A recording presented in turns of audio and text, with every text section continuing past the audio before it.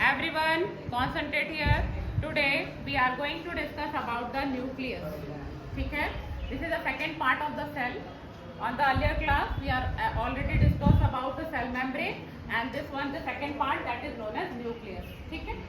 Nucleus क्या है? Cellular component है, सेल का एक कंपोनेंट है या पार्ट है सेल का, सेंट्रली प्रेजेंट होता है, सेंटर में होता है. ठीक है? चाहे वो प्लांट सेल हो चाहे एनिमल सेल, दोनों में न्यूक्लियस होगा.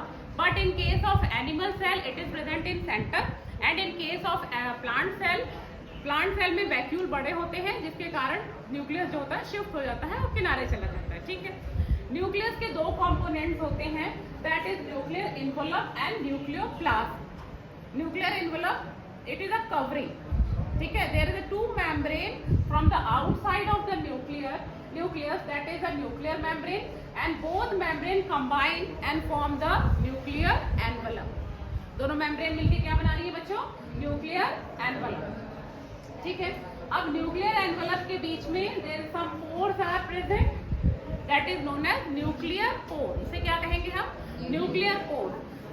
इस pores के हेल्प से ही मटेरियल जो है, जो भी मटेरियल है, इस पोर्स के हेल्प से ही बाहर जाएंगे और अंदर आएंगे.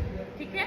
ये न्यूक्लियर एनवलप क्लियर हो गया दिमाग में कि न्यूक्लियर एनवलप जो है वो आउटर मेम्ब्रेन है. अब सेंटर में एक मैट्रिक्स लिक्विड मटेरियल है सेंट्रल में inside the nucleus, that is known as nucleoplasm. क्या कहेंगे उसे? Nucleoplasm. On that nucleoplasm there is a chromatin threads are present. There is a thread like structure are seen ना, तो ये thread like structure जो है वो न्यूक्लियोप्लाज्म में प्रेजेंट है.